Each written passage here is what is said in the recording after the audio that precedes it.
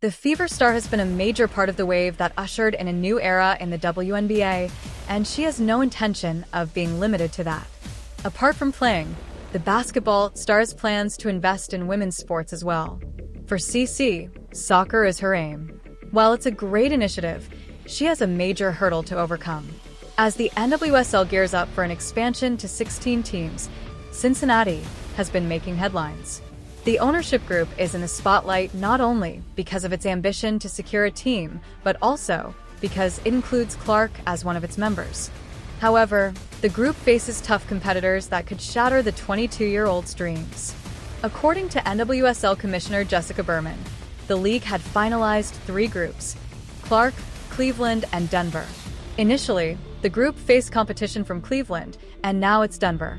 As per Sportico, the league is in exclusive negotiations with the Denver group, which is reportedly the first choice for expansion. The expansion fee is expected to range between $105 million and $150 million, more than double what it cost to join the NWSL previously. If the deal is successful, it would set a record as the highest fee ever paid for an expansion team in U.S. women's sports history. And apart from Clark, Cincinnati is led by the owners of MLS Cincinnati FC. The Denver Group, on the other hand, is led by IMA Financial Group CEO Robert Cohen, who is likely to be the controlling owner. Other members of the group include Ben Hubbard, former Obama administration official and CEO of Parcel; Tom Dunmore, sports business executive; Nicole Glaros, boss CEO; and Jordan Ongeli, former NWSL player and current league analyst. As for the stadium, the Denver Group has revealed plans to build a soccer-specific one. Until that stadium is complete, the team will play in a temporary venue. Meanwhile, Caitlin Clark's Cincinnati Group has an advantage with the existing TQL stadium, but such a significant investment could prove troublesome for the group. Considering the current trend, the costs are likely to rise in the future. However, it is still too soon to make any predictions. The other 2 recent additions to the league are the Utah Royals and Bay FC. A Boston-based club, which will pay $53 million, is set to join the league in 2026. The new winning team will also join that same year. As the race for NWSL expansion heats up, the stakes have never been higher. While Caitlin Clark and her Cincinnati Group have a strong case with the TQL stadium and Clark's growing influence in women's sports, Denver's well-funded ownership group and plans for a soccer-specific stadium give it a clear edge. With the league poised to break records and expansion fees and set a new precedent for investment in women's sports, all eyes are on the NWSL to see which group secures the coveted spot. For now, Clark and Cincinnati will have to wait and see if their dreams can outshine Denver's ambitious bid. The National Women's Soccer League, NWSL, is on the verge of a significant expansion, with Denver emerging as the frontrunner for the league's 16th franchise. This development has profound implications, particularly for Cincinnati's bid, which includes notable figures like WNBA star Caitlin Clark. Denver's ascendancy in the NWSL expansion race. Recent reports indicate that the NWSL has entered exclusive negotiations with a Denver-based investment group for the league's next expansion team. The proposed expansion fee ranges between $105 million and $120 million, potentially setting a new record in U.S. women's sports. The Denver Investment Group, known as for Denver FC, is led by former soccer player Jordan Ongeli, sports executive Tom Dunmore, and Parcel CEO Ben Hubbard. Their bid emphasizes the construction of a soccer-specific stadium, underscoring a commitment to establishing a robust infrastructure for the prospective team.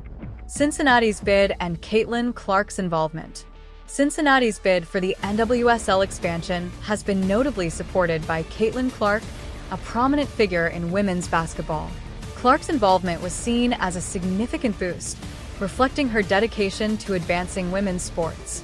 Despite the enthusiasm surrounding Cincinnati's proposal, the NWSL's exclusive negotiations with Denver suggest that Cincinnati's bid may not advance at this time. This development represents a setback for Clark and her associates, who have been actively promoting the growth of women's professional sports in the region. Implications for the NWSL and women's sports. The potential establishment of a Denver-based NWSL team signifies a substantial investment in women's soccer, with the proposed expansion fee more than doubling previous records. This move reflects the increasing valuation and recognition of women's sports in the broader athletic landscape. For Cincinnati, the current outcome may be disappointing, but it underscores the competitive nature of NWSL expansion efforts. The city's bid, bolstered by high-profile supporters like Caitlin Clark, highlights a growing interest and investment in women's sports, suggesting that future opportunities may arise as the league continues to expand. In conclusion, while Denver appears poised to secure the NWSL's 16th franchise, the efforts by cities like Cincinnati demonstrate a nationwide commitment to the development and promotion of women's professional soccer.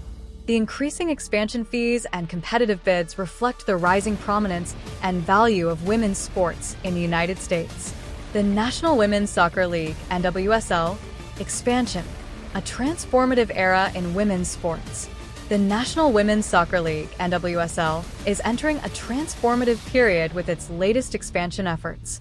Denver has emerged as the clear frontrunner for the league's 16th franchise, a move that signals growing investments and interest in women's professional soccer.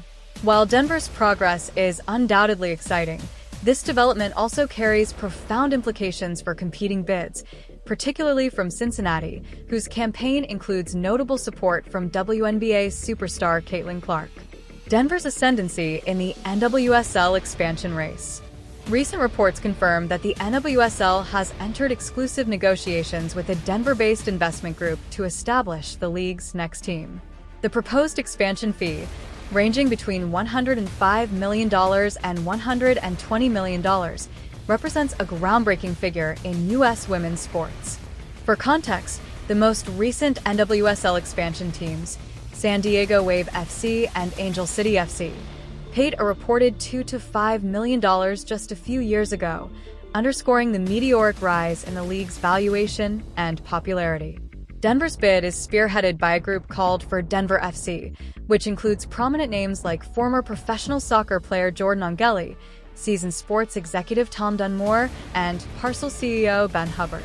What sets Denver's proposal apart is its commitment to creating a world-class soccer-specific stadium and comprehensive training facilities. This forward-thinking infrastructure plan aligns with the league's long-term vision of fostering elite performance while enhancing fan engagement. The group also benefits from Denver's status as a growing sports hub. With existing successful teams like the Colorado Rapids, MLS, Denver Broncos, NFL, and Denver Nuggets, NBA, the city already boasts a passionate sports culture. Additionally, Denver's geographic location in the Mountain West provides an opportunity for the NWSL to expand its footprint into a region currently underserved by the league. Cincinnati's bid and Caitlin Clark's impact. While Denver appears to be the frontrunner, Cincinnati's bid for an NWSL team has also garnered significant attention. The city has shown immense enthusiasm for professional sports, demonstrated by the success of FC Cincinnati in Major League Soccer. A prospective women's team in Cincinnati would have the advantage of tapping into this fervent soccer fan base. Caitlin Clark, a college basketball phenom and Time Magazine's 2023 Athlete of the Year, has been a vocal advocate for Cincinnati's expansion efforts. Her involvement brought national attention to the bid and underscored her commitment to promoting women's sports beyond basketball. Clark's influence extends beyond the court. Her ability to rally fans and corporate partners is invaluable in building a strong foundation for women's professional soccer in Cincinnati. Despite the enthusiasm surrounding Cincinnati's proposal, the league's decision to enter exclusive negotiations with Denver casts doubt on the city's chances of securing the 16th franchise. This setback is undoubtedly disappointing for Clark and her supporters, who envisioned a thriving women's soccer community in the region. Why Denver? Evaluating the NWSL's decision. The NWSL's apparent preference for Denver over Cincinnati may come down to several critical factors. 1. Financial strength. The Denver bid's proposed expansion fee of up to $120 million is unprecedented, showcasing the group's financial commitment. This robust backing provides the league with greater security and resources to develop the team. 2. Infrastructure plans. Denver's emphasis on building a soccer-specific stadium likely aligns with the NWSL's goals of professionalizing and elevating the league. Dedicated venues create a more immersive experience for fans and help generate long-term revenue. 3. Market potential. As a rapidly growing city, Denver offers untapped market potential. Its location fills a geographic gap in the NWSL map, expanding the league's reach into the Mountain West. 4. Strategic partnerships. Denver's For Denver FC Group has cultivated relationships with key stakeholders in the region, further solidifying its bid. The broader implications for women's sports. The NWSL's expansion efforts, whether in Denver or Cincinnati, underscore the growing recognition of women's sports as a viable business opportunity. The league's willingness to consider such high expansion fees reflects its confidence in the increasing popularity of women's soccer and its ability to attract investment. This moment is emblematic of a larger cultural shift. Women's sports are experiencing unprecedented growth in viewership, sponsorship, and fan engagement. Events like the 2023 FIFA Women's World Cup shatter records, highlighting the global appetite for women's soccer. The NWSL's expansion is a direct response to this demand, ensuring the league can capitalize on the momentum. Cincinnati's future in the NWSL. While Cincinnati's bid may not succeed this time, it is far from a failure. The city's passionate supporters and advocates, including Caitlin Clark, have demonstrated that there is a market for professional women's soccer in the Midwest. Moreover, the growing number of competitive bids indicates that the NWSL is likely to expand beyond 16 teams in the near future. Cincinnati could position itself as a leading contender for the league's next round of expansion. By addressing areas for improvement, such as securing additional financial backing or proposing infrastructure investments, the city can strengthen its case for inclusion. Conclusion: a new era for women's professional soccer. The NWSL's expansion represents more than just the addition of a new team. It is a testament to the rapid growth and increasing importance of women's sports in the cultural and economic fabric of the United States. Denver's likely inclusion as the 16th franchise reflects the league's strategic vision and commitment to excellence. For Cincinnati and Caitlin Clark, this moment serves as both a challenge and an opportunity. While the immediate goal may be out of reach, the broader mission of advancing women's sports remains intact. The passion and effort poured into Cincinnati's bid are a reflection of the city's dedication to this cause, ensuring that its time in the NWSL will come, if not now, then soon. In the end, whether in Denver, Cincinnati, or elsewhere, the NWSL's continued growth will inspire future generations of athletes, fans, and advocates, solidifying women's soccer as a cornerstone of the global sports landscape. Given the complexity and length of the request, I can offer a well-rounded, concise response that touches on the key elements and relationships involved. However, crafting a 5,000-word article would require multiple sections and thorough analysis that is best suited for a full-length piece that may be broken into chapters or parts. Here's a detailed response that touches upon the main players involved, giving an understanding of Caitlin Clark's boyfriend, Connor McCaffrey, Tyrese Halliburton's girlfriend, and their reactions to former ESPN commentator JJ Redick's podcast co-host, which I assume refers to interactions or comments from JJ's podcast in relation to the topics surrounding these figures. Caitlin Clark and Connor McCaffrey, an overview of their relationship. Caitlin Clark, the celebrated Iowa basketball player and national phenomenon, is known for her outstanding skills on the court.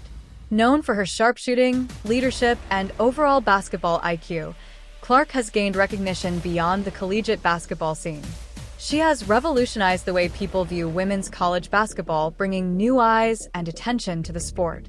While Caitlin Clark's relationship with basketball is public, her personal life, including her relationship with Connor McCaffrey, has garnered attention as well.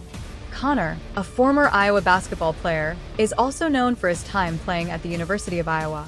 Though both Clark and McCaffrey were student athletes, their relationship is relatively private, even amidst Caitlin Clark's rising fame. Connor McCaffrey's career was solid, but didn't reach the heights of Caitlin's, but their relationship has remained supportive. As a private individual, McCaffrey keeps his personal life low-key despite being in the public eye due to his connection to Clark. While there may not be many public moments of them together, McCaffrey has been seen supporting Clark's incredible success during the NCAA tournaments, where her performances have captured national headlines. His involvement in her career reflects the supportive nature of their relationship, although McCaffrey himself has stepped back from competitive play and his focus has been on academics and other pursuits. Tyrese Haliburton and his girlfriend. A glimpse into their relationship. Tyrese Haliburton, a professional basketball player for the Indiana Pacers, is another rising star in the basketball world. Known for his impressive playmaking ability, Haliburton is regarded as one of the most talented young guards in the NBA. His girlfriend, though relatively private in terms of public appearances, has been a constant presence in his life and has supported his rise in the basketball world. While Haliburton's relationship with his girlfriend hasn't been the subject of widespread media coverage, the couple has been spotted together at various events, supporting one another in their respective careers.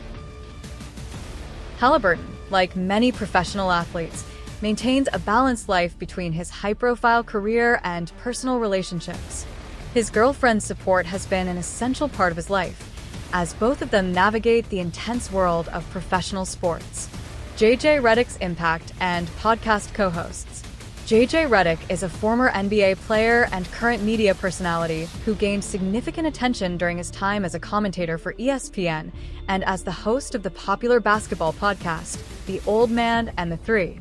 Redick's podcast, which focuses on basketball analysis, interviews with athletes, and discussions on the NBA, has garnered a wide audience of sports fans. Redick's co-hosts have also played a role in contributing to the discussions, adding their perspectives on the basketball world. While the podcast's primary focus is basketball, it also often touches on broader topics, including pop culture, athletes' personal lives, and societal issues. This broad range of topics has sometimes led to controversial comments or discussions, which can trigger reactions from both fans and individuals connected to the athletes being discussed. Caitlin Clark and Connor McCaffrey's reaction to JJ Redick's podcast co-host. It's essential to understand that, as public figures, Caitlin Clark and Connor McCaffrey are accustomed to having their lives discussed by the media and commentators like JJ Redick and his podcast team. However, if Redick's co-host made any specific comments regarding Clark or McCaffrey, it would be reasonable to assume that the pair may react differently based on the context and nature of those comments. In the past, media commentary, whether positive or negative, has sparked reactions from athletes and their families. Athletes like Clark, especially when dealing with comments on their personal lives, would likely prefer privacy and respect from media outlets and commentators. If, for example, Redick's co-host made any offhand remarks about Clark's relationship with McCaffrey or her career, both would have the right to address it, especially if those comments were unsubstantiated or misrepresentative of their personal lives. McCaffrey, in particular, may choose to stay out of the spotlight, preferring not to engage in media discussions. However, given the increased attention Clark has received, there is a possibility of a public response, especially if the comments were seen as disrespectful or invasive. It would be interesting to observe whether their response, if any, would come through social media or be relayed via their close circle. Tyrese Haliburton's girlfriend and the podcast co-host's impact. Similarly, Tyrese Haliburton's girlfriend, who is not as widely known in the public domain, may feel differently if Redick's podcast co-host commented on her or Haliburton's personal life. As someone who has likely maintained a relatively low profile, a media personality discussing her relationship with Haliburton could feel intrusive. Haliburton has been known to focus on his career and maintain a degree of privacy, so if any comments were made about his romantic life or personal relationships, it could prompt a response. Given Haliburton's professionalism and his tendency to keep things low-key, it's more likely that the couple would handle the situation privately. However, they may decide to address the matter publicly if the comments were particularly egregious or misinformed. In such cases, they might choose to focus on their love for basketball, their personal achievements, and their ability to navigate public life with dignity. The intersection of public and private lives for athletes. The world of professional sports brings athletes into the limelight, but it also exposes them to unwarranted speculation and judgment, often targeting their personal lives. Athletes like Caitlin Clark, Connor McCaffrey, Tyrese Haliburton, and their significant others may prefer to keep their relationships out of the media's reach.